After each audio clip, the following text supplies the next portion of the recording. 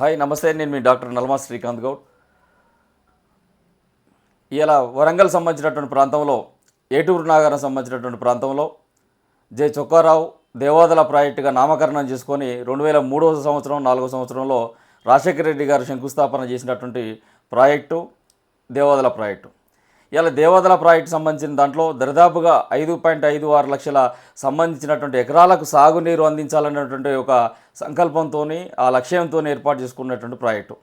ఈ ప్రాజెక్టులో 38.16 టీఎంసీల సంబంధించినటువంటి నీటి లభ్యతతో ఎత్తిపోయాలనేటువంటి లక్ష్యంగా ఈ యొక్క ప్రాజెక్టును ఆ రోజు శ్రీకారం చుట్టినటువంటి ప్రాజెక్టు. 2003-4 సంవత్సరంలో శ్రీకారం చుట్టినటువంటి ప్రాజెక్టు ఇవాళ మన రాష్ట్రం వచ్చి 12.5 సంవత్సరాలు గడిచినప్పటికి కూడా గత 10 సంవత్సరాలు పరిపాలించినటువంటి బీఆర్ఎస్ పాలనలో ఇప్పుడున్నటువంటి కాంగ్రెస్ పాలనలో కూడా ఈ యొక్క సంబంధించినటువంటి దేవాదల ప్రాజెక్టు పూర్తి కావట్లేదు.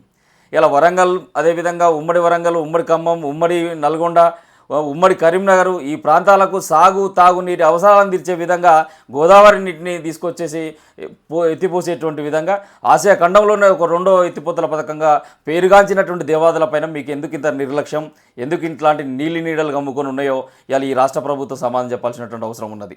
సుమారు 80% పనులు పూర్తి చేసినామంటున్నారు.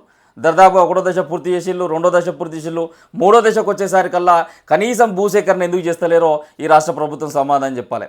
గత పాలకులు చేసినటువంటి భూసేకరణకు కూడా ఇప్పటి వరకు వాళ్ళకు కనీసం ఏదైతే టోకన్లు ఇచ్చిలో వాటికి డబ్బు కూడా ఇవ్వలేదు, కనీసం పరిహారం ఇవ్వకపోవడం ద్వారా ఇలా రైతాంగం మొత్తం కూడా భూమి ఇవ్వడానికి నిరాకరిస్తున్నటువంటి పరిస్థితి కనిపిస్తూ ఉంది. 2027 వరకు ఈ ప్రాజెక్టును పూర్తి చేస్తామని చెప్పేసి ఇలా కల్లబోలి కబుర్లు చెప్తూ ఉంది ఈ యొక్క రాష్ట్ర ప్రభుత్వం.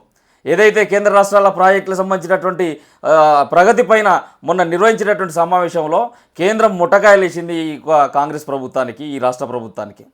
ఏదైతే వాళ్ళు ఇచ్చినటువంటి నిధులు కేంద్రం దాంతోపాటు ఏది మన మీకు ఇచ్చినటువంటి నిధులు ఏవైతే ఉన్నాయో అవన్నీ వాడక ఏ విధంగా జరిగింది, ఆ నిధుల సంబంధించిన వినియోగం ఎట్లా జరిగింది, వాటిని ఎట్లా ఉపయోగించుకున్నారో కనీసం ఇప్పటివరకు కేంద్రానికి ఒక నివేదిక సమర్పించకపోవడం ద్వారా మీ అలసత్వం ద్వారా కేంద్రం కూడా ఇప్పుడు నిధులు ఇవ్వలేనటువంటి పరిస్థితి కనపడుతుంది.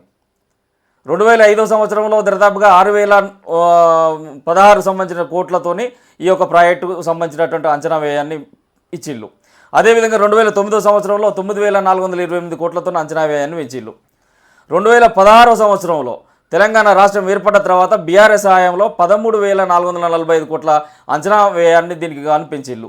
తర్వాత తాజాగా 18,422 కోట్లకు ఈ యొక్క అంచనా వ్యయాన్ని పెంచిళ్ళు. మరి ఇలా ఇప్పటివరకు ఖర్చు పెట్టింది ఎంత? 14,422 కోట్లు ఖర్చు పెట్టినామని చెప్తున్నటువంటి ఈ రాష్ట్ర ప్రభుత్వానికి ఈ ప్రాజెక్టు 3వ దశ పనులు పూర్తి చేయాలంటే కేవలం కావాల్సింది 4,000 కోట్లు కావాలి. ఇలా ఈ 4,000 కోట్లకు గాను మీరు పోయి కేంద్రాన్ని అడిగితే ఇలా కేంద్రం ఏం సమాధానం చెప్తుంది? మీ నిర్లక్ష్య ధోరణి ద్వారా ఇలా మీకు నిధులు ఇచ్చేటువంటి పరిస్థితి లేదు. 1996 సంవత్సరంలో ఏదైతే ఆర్థిక ఇబ్బందులతో నిలిచిపోయినటువంటి వివిధ రాష్ట్రాల్లో నిలిచిపోయినటువంటి ప్రాజెక్టులు ఏవైతే ఉంటాయో ఈ ప్రాజెక్టుల నిర్వహణ కోసము ఆనాడే ఏఐబిపి అని చెప్పేసి ఒక సంస్థను ఆ రోజున ఏర్పాటు చేసారు. దాన్ని ఏమంటారు? ఎక్సలరేటెడ్ ఇరిగేషన్ బెనిఫిట్స్ ప్రోగ్రామ్ కింద, అంటే సత్వర నీటిపారుదల సంబంధించినటువంటి ప్రయోజనాలు ఇచ్చేటువంటి పథకం కింద ఆ రోజు నెలకొల్పినటువంటి దాన్ని సద్వినియోగం చేసుకోకుండా ఇవాళ ఈ యొక్క రాష్ట్ర ప్రభుత్వం విఫలమైపోయింది. ఇవాళ మీకు ఇచ్చేటువంటి 100 కోట్లను కూడా మీరు ఏదైతే ఏఐబిపి నుంచి మీరు బయటికి పోతేనే మీకు ఆ 100 కోట్ల నిధులు ఇస్తామని చెప్పి స్పష్టంగా కేంద్రం చెప్పినటువంటి పరిస్థితి. చివరకు ఈ ఏఐబిపిని కూడా పిఎంకేఎస్వైలో విలీనం చేసినటువంటి పరిస్థితి. ఇలా కేంద్రం పూర్తిగా సపోర్ట్ చేస్తలేదు ఈ ఉన్నటువంటి దేవాదల ప్రాజెక్టుకి. మరి మీరు ఎట్లా నిధులు అలొకేషన్ చేసుకుంటారు? ఈ రాష్ట్రాన్ని ఇప్పటికే మీరు ఇచ్చిన హామీలతో పట్టు పీడిస్తూ ఉంటే ఈ ప్రాజెక్ట్ని ఎప్పుడు పూర్తి చేస్తారు? వరంగల్ సంబంధించి, కాజీపేట సంబంధించి, హన్మకొండ సంబంధించినటువంటి ఈ ట్రై సిటీస్కి దారిని ఎట్లా తీరుస్తారు, సాగునీటిని ఎట్లా ఇస్తారో ఇలా సమాధానం చెప్పాల్సినటువంటి అవసరం ఉన్నది. మొదటి దశలో దాదాపుగా 86,000 ఎకరాల పైచీలకు సాగును లక్ష్యంగా పెట్టుకున్నారు. 2వ దశలో 1,43,000 ఎకరాలకు సాగునిస్తామని చెప్పేసి లక్ష్యంగా పెట్టుకున్నారు. ఇలా 3వ దశకు వచ్చేసరికల్లా 1,03,398 ఎకరాలకు సాగునిస్తామని చెప్పేసి లక్ష్యంగా పెట్టుకున్నారు. ఇంకా పెండింగ్లో ఎంత ఉన్నది? దాదాపు 80-85% పూర్తి చేసినామంటున్నారు. మీరు పెండింగ్లో పెట్టినటువంటి సాగు విస్తీర్ణం దాదాపుగా 2,23,000 ఎకరాలకు ఇవాళ సాగును ఇవ్వాల్సినటువంటి అవసరం ఉన్నది. మరి ఏ విధంగా మీరు పూర్తి చేస్తారో ఇవాళ సమాధానం చెప్పాల్సినటువంటి అవసరం ఉన్నది. కాలువల తీతలో కూడా మొత్తం అవకతవకలు జరిగినాయి. కాలువల లైనింగ్లు అనేటువంటి ఇప్పటివరకు కూడా పూర్తి చేయలే.